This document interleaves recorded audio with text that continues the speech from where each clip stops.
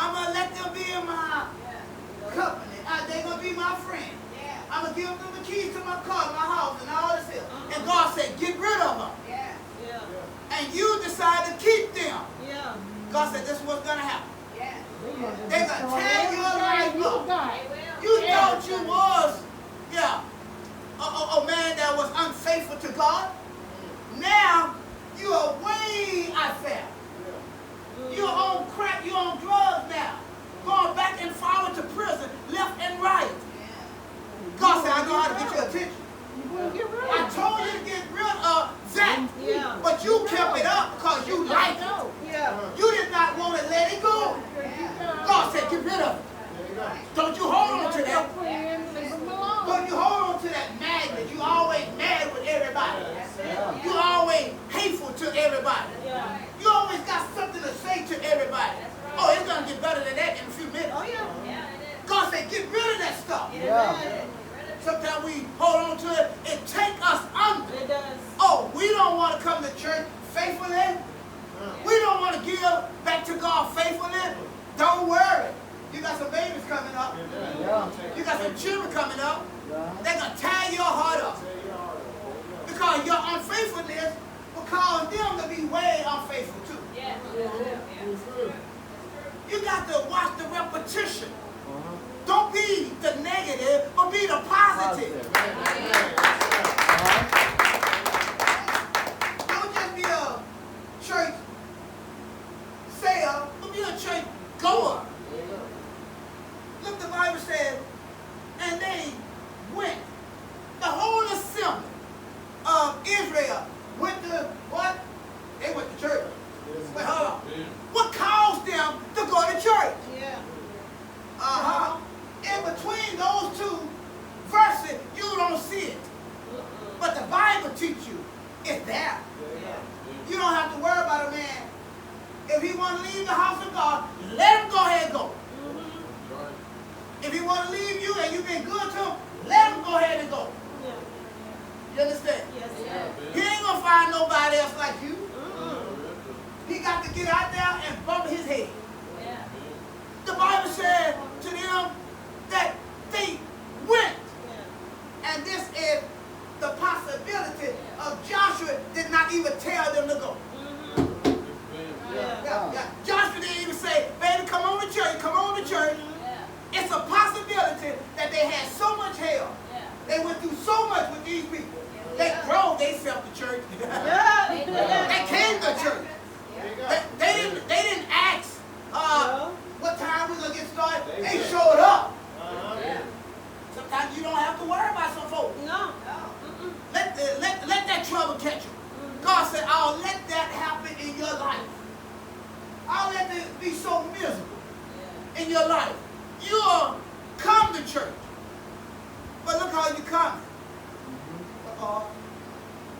I think you know amen is that. Amen. The whole assembly of Israel gathered at Shiloh. Shiloh is a little small city. It's where God's covenant is at. It's between Bethel and Shiloh. They are so close together. Shiloh is the same place that you see in Samuel, the first chapter, the 3rd verse. When Hannah said, Lord, if you bless me, give me a child, and I'll give them back to you. I'll bring them to Shiloh. I'll bring that baby back to Shiloh. If you only bless me, you remember that, huh? She was married to Ethaniah. She was married to the priest. And not only she was married to the priest, she had another lady involved. And not only that, those two boys, those two wicked boys, they didn't, Israel, God did not even want to give them the position in the church, but they wind up with it. They was doing stuff in the church that should not have been.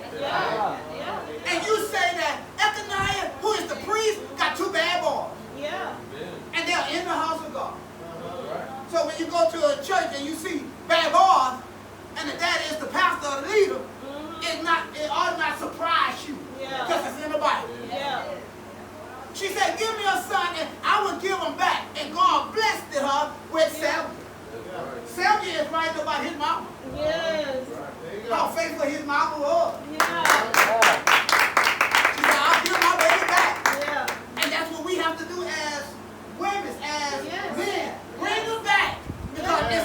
gift that God gives. Children are an inheritance of the Lord.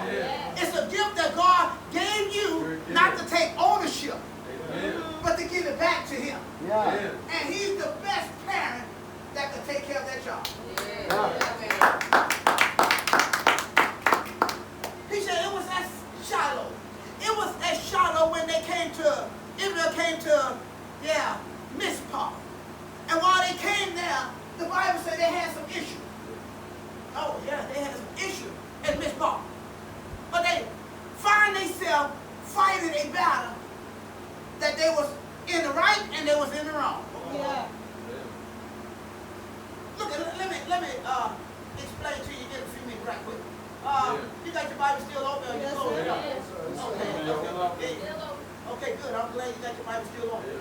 Hope you're not on the internet right now. Look at, let's go to verse 20, Judges 20, verse 1.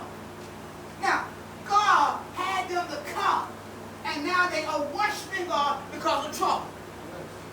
Now, look what's going to happen. Look what Israel is going to have to deal with. The Bible said, and all the Israelites from Dan to Beersheba, and from the land of Elam, came out as one man, assembled before the Lord in this part. The leaders of all the people of the tribe of Israel took their place in the assembly of the people of God. 400 soldiers armed with swords. The Benjamin heard that it was the Israelites had gone up to Mizpah. Then the Israelites said, tell us. The Israelites said, tell us, how is this lawful thing happen? Now, they're going to tell them, how did this happen that a man who the Gillen, whatever their name is, they came and they attacked us. Matter of fact, they attacked his concubine, the Levite concubine. They raped her. And he said that, how could that be? It's sin in our land. It's sin in our country. And I'm going to tell you, Benjamin, you need to take care of yourself. Oh, we're going to take care of it. The people say we're going to deal with this issue because he raped my concubine. Right. And because he raped the concubine, I cut her up in pieces and sent her to Israel all over. Oh, there are two stories right here. Right.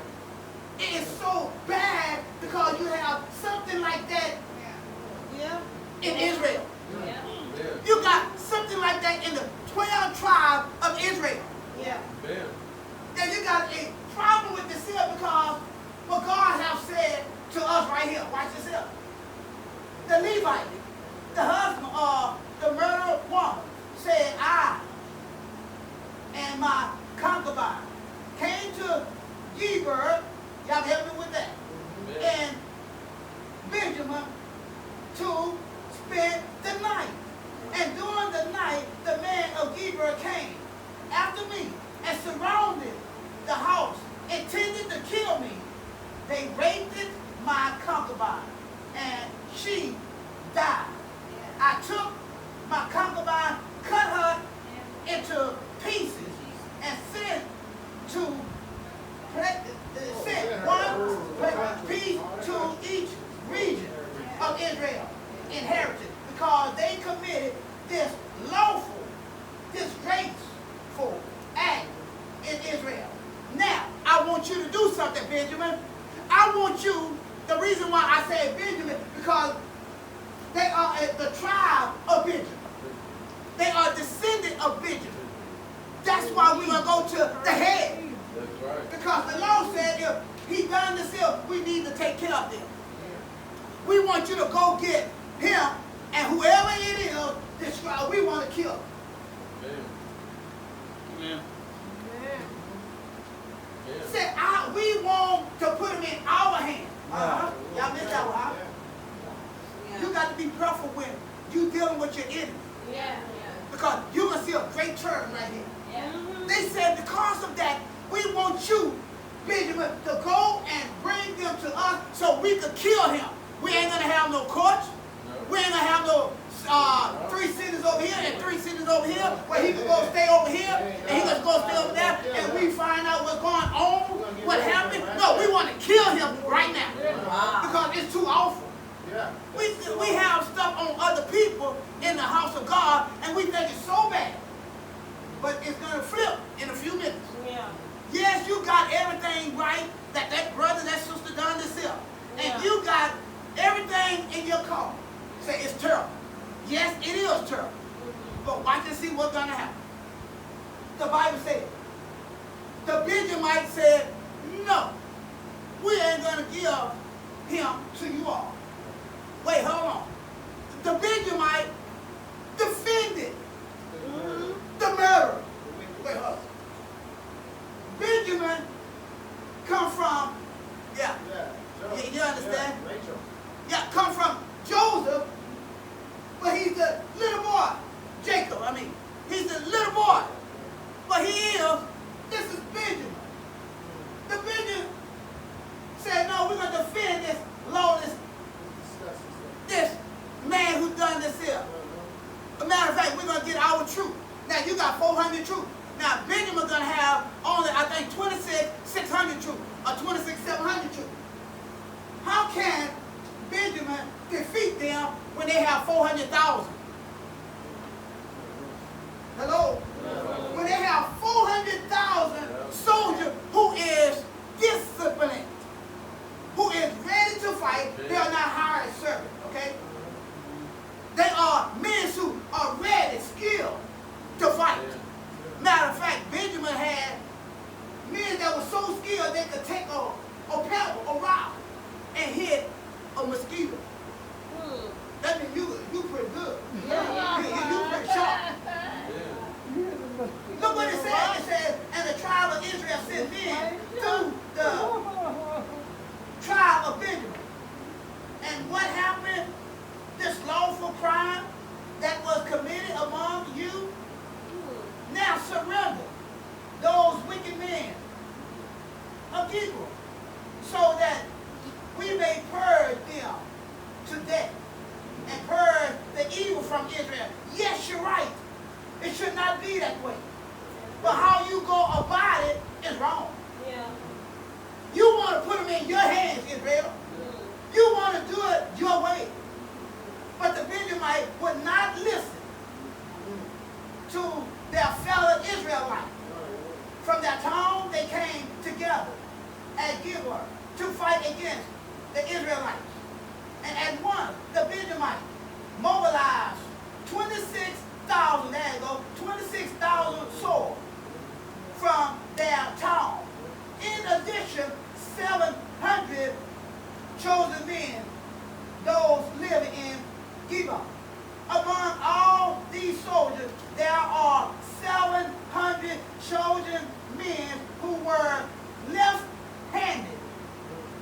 Left-handed, huh? Yeah. Each whom could sling a stone and a hair, and not this. But that's pretty sharp, huh?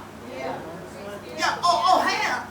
You got a little bit of hair. Just take the hair out of your nose, hair out your ear, hair out of your head, and make a hit. The Bible said they were sharp in it. Those are the kind of people I want on my side. Yeah, right. His side too. Y'all understand. Look what the Bible said. And they refused. But now the Bible said the Israelites went up to Bethel and inquired to God and said, who of us shall go first and fight against the Benjamites? And the Lord replied, Judah shall go.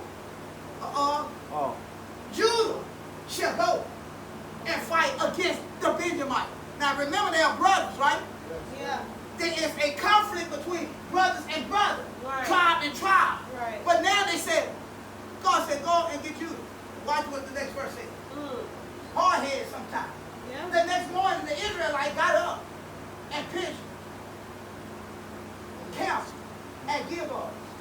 And the men of Israel went out to fight the Benjamites and took up the battle, possessed against them at Gilgal.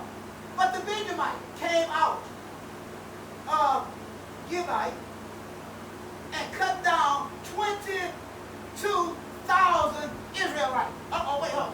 Israelite is saying that since the Lord is on our side, we're going to go and destroy them. But not in that verse right there. Not in that verse right there. Israel did it wrong. Because you have something right, but yet it's still, you want to bash people. Yeah. I know we got gays, lesbians, we got all this here. You can't bash them. No. You got to have compassion on them. Yes, sir. There you go. What if it happened to you? Right. What will you do?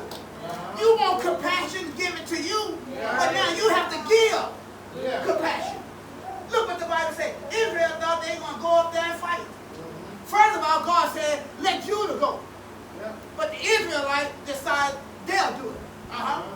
See, when we take it out of our hands and give it to God, God said you'll win the victory. But when we do it ourselves, then we mess it up so bad. Look how many men died. 22,000 men died. Because they didn't even consult God. With a full heart. Watch this here.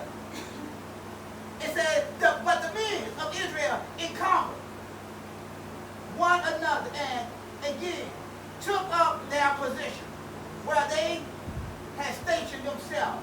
The first day, the Israelites went up and wept before the Lord. Now they cry. Now they cry. 22 men died, they cried. But do that really solve anything? No. It's just from a cry. It really don't mean too much. They have cried. Like what this verse says. In verse 23, do y'all still have it? Judges, the 20th chapter, verse 23. The Israelites went up and wept before the Lord until evening. And they inquired of the Lord. They said, shall we go up to battle against the Benjamite, our brother? And the Lord answered, go up against them. Now the Lord answered him, said, go up against them. Now God already told him, let Judah go. But you want to do it yourself out. Now watch what's going to happen. I think it's going to be 18,000 going to get killed this time. Well, look what the Bible says. And then the Israelites drew near Benjamin the second day. Verse 25. This time when the Benjamite came out from Gibeah to oppose them, they cut down another 18,000 Israel, all of them armed with sword. Now Israel said that you defended this renegade over here. We don't like it because we want to put him in our hands. We want to kill him ourselves. Now they're going to go and fight Benjamin. Benjamin said, hold on. Don't the law say he get a fair trial? Sure did. Huh? Yeah. Now, don't the law say such and such? Don't just say you're going to kill that person because you don't like the way they dress. You don't like the way they look. You don't like who they are. You don't like the way they walk. You don't like the way they talk. You don't like the stamina. You don't like what they got on the inside. They got this stuff on the inside that you can't shake them up. You don't like it. Wow. That's it. Look what they doing. This is Israelites. It's fighting Benjamin, their brother. But it's going to take a different turn.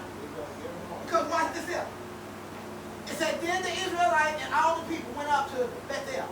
And there they sat weeping again. Here they go, weeping again, crying again before the Lord. They fast, all right. They fasted, that day until evening in the presence.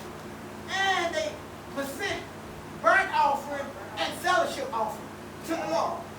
And the Israelites inquired of the Lord. In those days, the ark of the covenant of God was there, with Phinehas and the son of Eleazar and the son of Aaron ministered before it.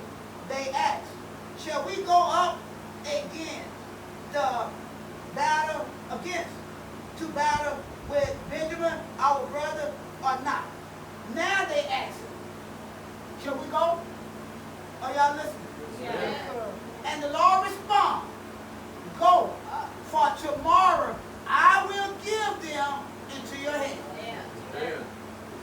God said, now you had to learn a deep lesson You sure did. walking away from me. Amen. I know you got a good alibi to destroy the Benjamite because they have a tribe in the Benjamin that they, protected and said that, no, you don't just do anything you want to do. Amen. You understand? Just because you're the church, you don't do anything you want to do. That's And here they are. Now, the reason why some say they fought, because if you look at it, Jay, it's because there's only one witness. You got to have two or more witnesses. Remember that? You can't just have one cell. No. And not only that, they were so evil, and Israel was so mad, they said, we're going to kill him. We ain't going to take him to trial. We're going to just annihilate him. Yeah, that's what they said. You understand? Amen. Some of us got that against our sisters and brothers. Uh-oh. We don't care what they're going through with Uh-oh. until we on the other side of that coin. They ought to not ever be late. Right. They ought to wear better clothes than that. Right. They ought to not smell like that. They ought not look like that. They ought not have their hair like that. Okay, let's flip the script. Let you live on that side and see what kind of person you are. Yeah, you don't know where that person comes from. That person might be sleeping underneath the bridge. But he come to church. Yes, sir. And you got a 2-bedroom apartment, a house, AC running. And you got it on right now anyway, but and you live in that apartment. And you're doing good, you got food. But if you flip it and you become her or him, You'll pass out. you talk about you crazy. You talk about you crazy. You will be crazy. And you got a little sense now. He said then the Israelites, they set up ambush and get them. And God allowed them to destroy and take them. Take the Benjamites, destroy so many of those Benjamites. Then they come down to a couple more and they say that, matter of fact, in chapter 21, let's go on. He said that we all gonna come to Shiloh. And those who don't show up, every Israelite, they'll come to Shiloh. If they don't come and pray to the house of God, those who mix, kill them. Yeah. Yeah, that's what that verse says right there. And they found out who it was. Jesper Gilead. That's in verse 8 of chapter 27 of Judges. They did not show up. And they felt kind of remorse and they said, let's give them, they have no more women because they only have 600 of the Benjamite and the Benjamite is dying and they had compassion on the Benjamite. And they went in and they said everybody who come out of Shiloh, because it's going to be a feast, Brother Hendrick, that at Shiloh. And all the women that come out of Shiloh dancing, I want you, Benjamin, y'all hide in a bush, in a vineyard. Hide in the bush where they can't see you. And when they come out, I want you to jump up and grab your woman and take her